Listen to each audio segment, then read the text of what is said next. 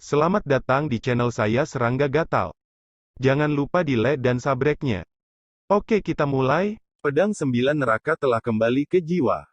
3.000 mil dari langit dan bumi, aura malapetaka yang aneh dan mengerikan menghilang.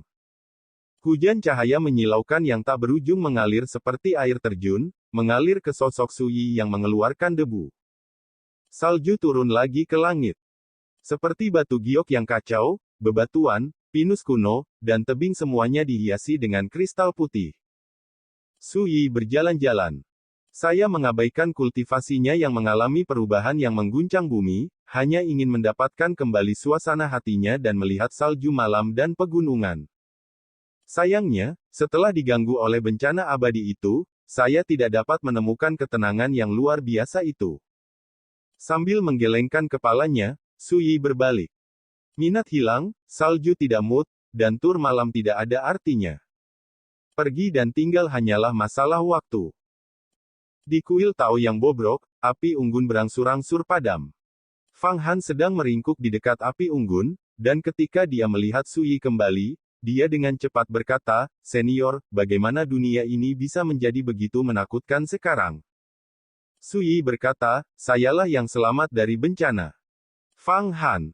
Soal mengatasi musibah bisa dibilang begitu enteng dan asal-asalan. Segera, pemuda itu menyadari sesuatu, dan berkata dengan penuh semangat, "Jadi, senior telah membuktikan cara keabadian dan menjadi peri di alam semesta." Sui berbaring santai di kursi rotan, bersenandung tanpa sadar, dan berkata, "Selamat beristirahat." Setelah itu, Sui mulai merenungkan perubahan di tubuhnya. 4 alam keabadian adalah alam semesta, maya, suci, dan indah. Alam adalah alam pertama keabadian, dan juga merupakan titik awal keabadian. Yu adalah arti ruang, dan di mata para pembudidaya, alam semesta akan menggunakan bayi ilahi dalam tubuh sebagai kekacauan, membuka ruang Xianyuan. Ruang esensi abadi dapat menampung tubuh Tao di dalamnya. Semakin dalam basis kultivasi, semakin besar dan kuat ruang esensi abadi, dan semakin banyak esensi abadi yang dapat ditampung. Ketika seorang kultivator menginjakkan kaki di jalan keabadian, kekuatan kultivasinya akan berubah menjadi esensi keabadian, menghembuskan ki dari roh-roh abadi, dan memadatkan hukum keabadian. Ini mungkin tampak sangat sederhana, tetapi pada kenyataannya, ruang abadi, dari makhluk abadi di alam semesta sangat misterius, seperti alam semesta, yang dapat menampung semua jenis jalan, dan berevolusi menjadi alam semesta. Matahari, bulan, bintang, garis lintang dan garis bujur, pegunungan dan sungai Vientin. Ini juga dapat mencerminkan perubahan musim dan kemakmuran segala sesuatu. Beberapa orang dengan akar yang kuat bahkan dapat mengembangkan ruang abadi mereka menjadi bentuk yang berbeda. Seperti domain iblis kuno, kerajaan Buddha Barat, dunia luas, dunia iblis liar. Dengan cara ini, dengan semakin dalam Dao, semakin tinggi ranah, semakin kuat hukum Dao abadi, pemandangan indah yang berasal dari ruang esensi abadi ini bahkan dapat dimanifestasikan. Di kehidupan sebelumnya, ketika Wang Ye membangun fondasi alam semesta, dia pernah memperoleh 33 domain epi di ruang Xianyuan. Hanya Sui tercengang menemukan bahwa setelah melangkah ke alam semesta, ruang abadi yang dia buka benar-benar menunjukkan pesona, tanpa batas dan tanpa batas, dalam dan tanpa batas yang tampaknya mencakup makna mendalam dari jalan tak berujung di dalam. Singkatnya, semuanya mungkin. Di ruang Yuan abadi, hukum Dao yang bertanggung jawab atas diri mereka sendiri berubah menjadi hukum Dao abadi, dan kemudian berevolusi menjadi bentuk pedang 9 penjara. Hanya sangat ilusi dan kabur, diam-diam mengambang di sana. Di jalan menuju kenaikan, saya memulai jalan yang belum pernah terlihat sebelumnya. Saya telah melewati 3 alam mengubah fana, mengubah yang nyata, dan mengubah kekosongan, dan fondasi jalan selalu muncul dalam bentuk pedang 9 penjara. Dan sekarang, di ruang Yuan abadiku, kekuatan Dao besar telah berevolusi menjadi bentuk pedang 9 penjara. Apakah ada koneksi? Sui tenggelam dalam pikirannya. Dia memiliki pengalaman dan ingatan Wang Ye, dan pemahamannya tentang jalan keabadian benar-benar jauh melampaui semua makhluk di dunia abadi. Tapi jalan keabadian yang dia ambil sekarang bahkan belum dilalui oleh Wang Ye, sehingga dia sedikit tidak bisa dimengerti dalam menghadapi perubahan seperti itu. Namun, yang pasti jalan keabadian yang kucari telah jauh melampaui jalan keabadian di kehidupanku sebelumnya. Sui memikirkan ini, matanya sedikit aneh. Pedang penjara, digunakan untuk membunuh musuh. Ini seperti, domain 33 pedang, Wang Ye, dan pedang 9 penjara, miliknya dapat disebut, jalan dan 9 penjara. Seiring berjalannya waktu, Sui merasakan perubahan dengan caranya sendiri. Melangkah ke jalan abadi seperti naik ke langit dengan satu langkah. Perubahan semacam ini masih jauh dari menembus ranah besar dan melangkah ke jalan baru. Yang disebut, keabadian itu berbeda, surga dan manusia terpisah. Jalan masa lalu, apakah itu jalur seni bela diri asli, jalur-jalur Yuan, jalur-jalur spiritual, jalur-jalur Suan, atau jalur ke langit, jalur menuju bulu, semua termasuk dalam kategori biksu. Jalan keabadian berada di atas semua jalan. Ini seperti perbedaan antara biksu di dunia dan peri di langit. Dan Anda tahu, sejak di alam void, Sui mampu membunuh banyak makhluk abadi di dunia ini, dan sekarang, dia telah menginjak jalan Dao abadi, melangkah ke alam semesta tingkat alam, sumber kehidupan ada terobosan kualitatif dalam Taoisme dan Yi, dan tentu saja, kekuatan Yi juga mengalami perubahan yang mengejutkan. Untuk waktu yang lama, Sui menyingkirkan pikirannya dan mengeluarkan sebotol batu giok. Dalam botol giok, ada 3 pil Jinxia Wan Xiao, yang merupakan ramuan pembangun fondasi pertama dari Immortal Dao, yang baru saja disempurnakan oleh Heaven Paching Furnace kemarin. Nilainya begitu besar sehingga para Taois top dunia dapat bersaing untuk mendapatkannya. Sayangnya, ketika pil ini berhasil disempurnakan, itu memicu bencana pil. Meskipun ditentang oleh tungku perbaikan surga, itu menghancurkan sebagian besar pil, dan hanya 3 pil yang tersisa. Sui membuka mulutnya dan menelan satu, dan mulai bermeditasi. Ledakan. Tubuh dari esensi abadi mengaum dan mendidih, seperti tungku yang menyala di langit dan bumi. Di luar kuil Tao, salju bertiup, dan semuanya sunyi. Sui terbangun dari meditasi, merasa segar dan nyaman. Setelah menyempurnakan 3 pil Jinxia Wan Xiao, kultivasinya di tahap awal alam semesta benar-benar terkonsolidasi, dan tidak ada cacat. Itu bukan hal yang sama. Sui berdiri, napasnya acuh tak acuh dan diam, tanpa jejak pesona abadi. Ini adalah ketidakjelasan para dewa, Ki batin.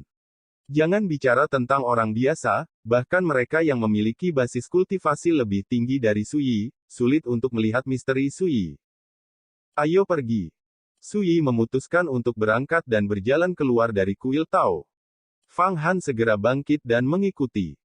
Antara gunung dan sungai, salju tertutup dan kabut berkabut.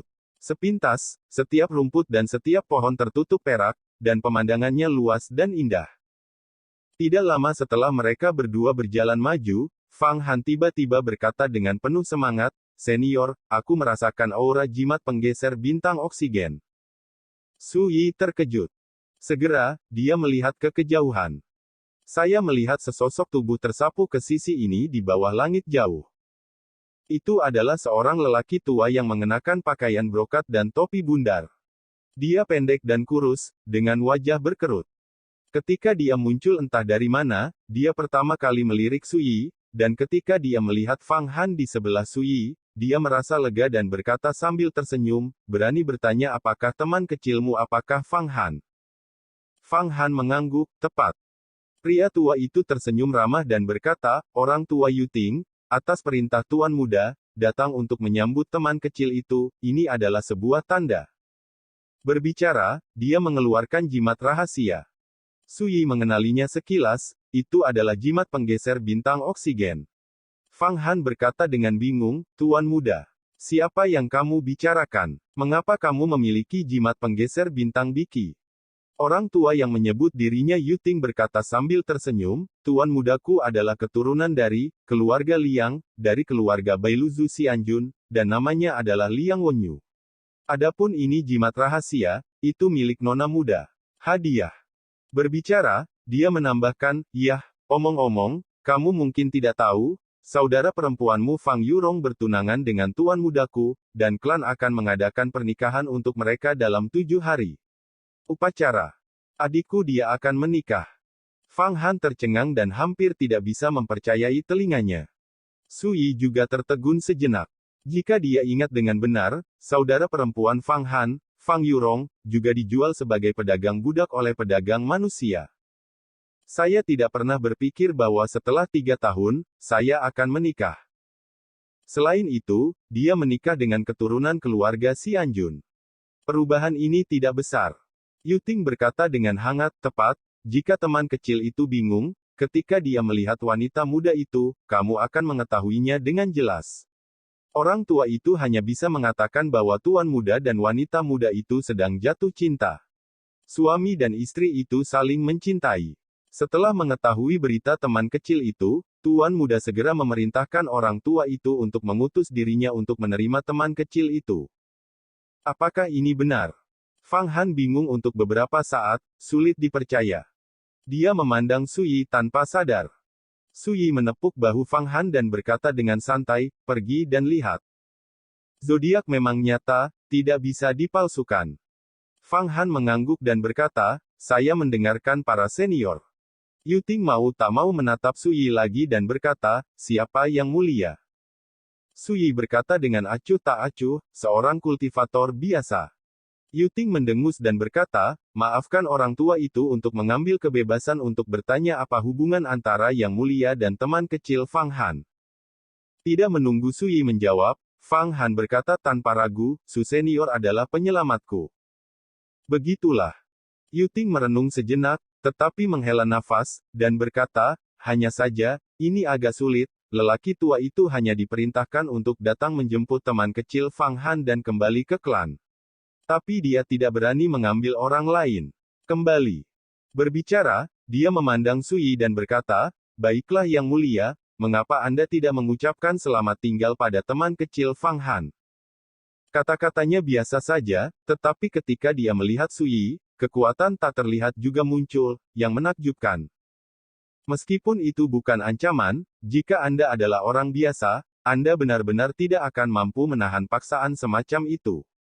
Sui mengangkat alisnya. Pria tua itu terlihat sopan dan baik, tetapi sikapnya sebenarnya sangat kuat. Ketika menghadapi dirinya sendiri, dia bahkan memiliki sikap yang luhur. Ini tidak terdengar seperti negosiasi, ini lebih seperti perintah.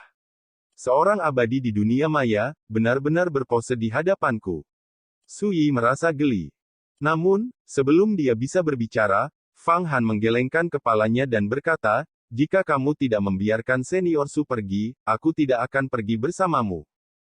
Yu Ting terkejut dan sedikit mengernyit. Pada akhirnya, dia mengangguk dengan sikap kompromi, baiklah, ayo pergi bersama.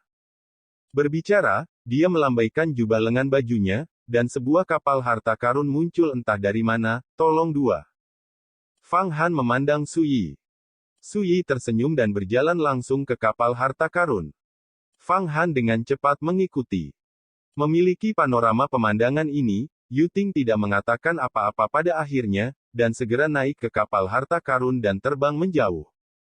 Senior, saya pikir Anda akan marah dan membunuh orang tua itu. Di kapal harta karun, transmisi suara Fang Han. Dia telah melihat cara Sui membunuh makhluk abadi. Sui menyentuh hidungnya dan berkata, dalam hatimu, aku tipe pria sembrono yang berkelahi setiap kali aku tidak setuju. Fang Han San terdiam. Lagi pula, dia juga yang dikirim oleh kakakmu untuk menjemputmu, jadi aku tidak akan mengganggunya sebagai budak tua yang menjalankan tugas. Sui menepuk pundak Fang Han. Fang Han ragu-ragu sejenak, dan kemudian bertanya pada transmisi suara senior, menurut apa yang dikatakan orang itu, saya belum melihat Anda selama 3 tahun, adikku akan menikah, apa yang kamu lakukan? Lihat ini. Sui berkata dengan santai jika kakakmu benar-benar menyukai Liang Wenyu itu hal yang baik, jika tidak, tanyakan alasannya padaku dan serahkan padaku untuk menyelesaikannya. Itu. Fang Han mengangguk. Di jalan berikutnya, Yu Ting menemukan Fang Han dan bertukar salam hangat. Fang Han tampak sangat diam, tidak berbicara, menggelengkan kepala, dan sesekali bersenandung.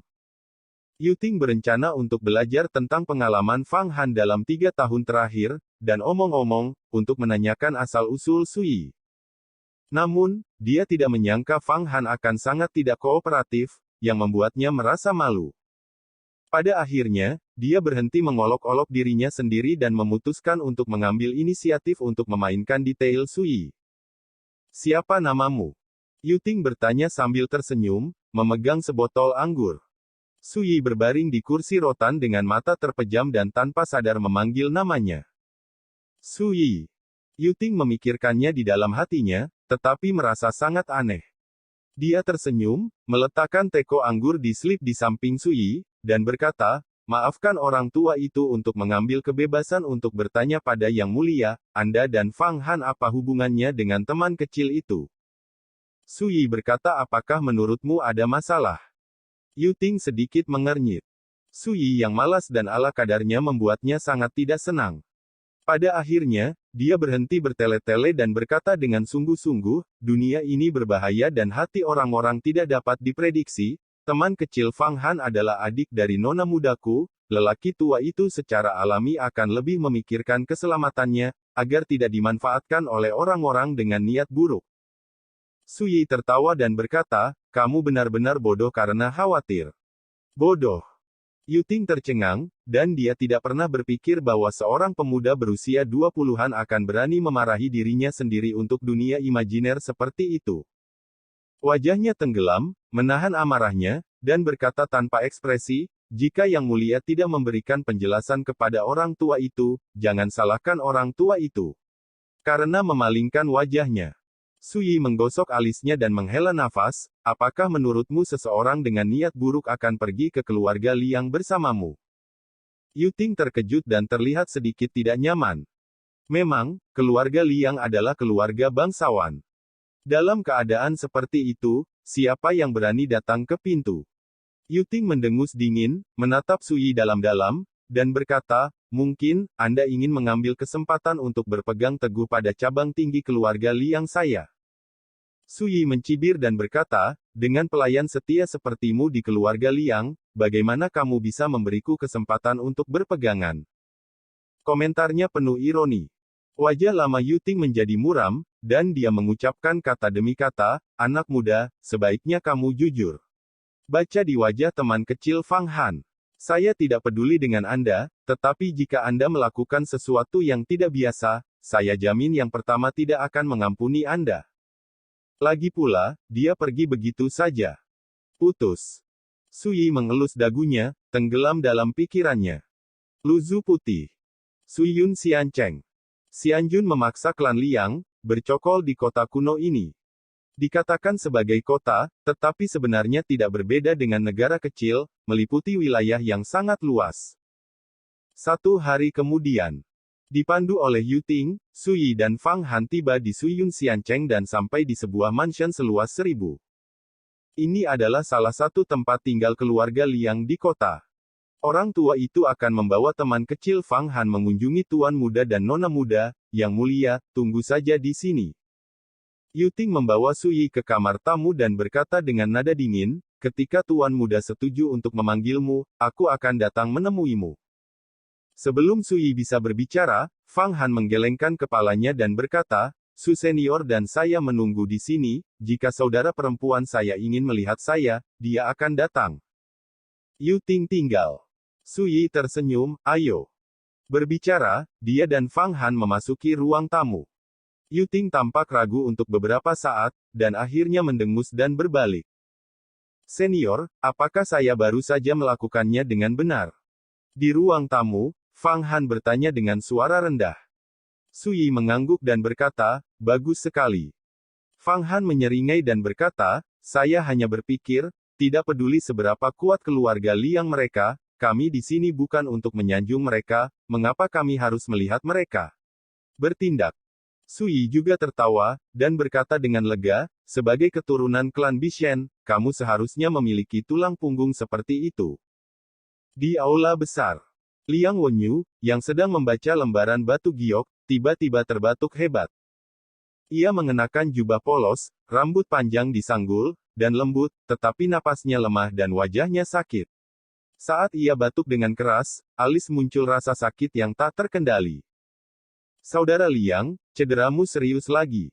Di satu sisi, wajah Fang Yurong penuh dengan kekhawatiran dan rasa kasihan. Dia memiliki wajah yang cerah dan cantik, matanya seperti air, dan kulitnya lebih baik dari salju. Tidak apa-apa, sudah tua. Liang Wenyu menarik napas dalam-dalam, tersenyum dan melambaikan tangannya. Yurong, dalam beberapa hari, kita akan menikah, dan yang membuatku semakin bahagia adalah bahwa saudaramu Fang Han juga akhirnya memiliki berita. Dapat dikatakan bahwa itu adalah kebahagiaan ganda, dan ketika Yu Ting membawa Fang Han kembali, mari kita rayakan bersama dulu. Mata Fang Yurong cerah, wajahnya penuh antisipasi, dan dia berkata, oke. 3 tahun, satu-satunya hal yang tidak bisa dia lepaskan adalah adiknya Fang Han, yang telah bersama Liang Wenyu berkali-kali dan menggunakan kekuatan keluarga Liang mencari petunjuk tentang adiknya. Tapi tidak ada. Saya tidak pernah berpikir bahwa sebelum dia dan Liang Wenyu menikah, dia tiba-tiba mendapatkan azimat penggeser bintang Ziki dari adiknya, yang membuatnya sangat gembira. Sekarang, pemikiran untuk bisa bersatu kembali dengan adiknya segera membuat Fang Yurong merasa seperti mimpi, bersemangat, cemas, melihat ke depan, gembira, emosi campur aduk. Budak tua Yu Ting, temui tuan muda dan nona muda. Yu Ting datang, berjalan ke aula, dan memberi hormat kepada Liang Wenyu dan Fang Yurong. Fang Yurong tersipu dan sedikit malu. Meskipun dia akan menikah dengan Liang Wenyu dalam beberapa hari, dia bisa disebut wanita muda, dan masih membiarkan dia agak tidak nyaman. Tapi segera, dia tidak peduli tentang ini, dan bertanya dengan penuh semangat, Paman Yu, di mana saudaraku?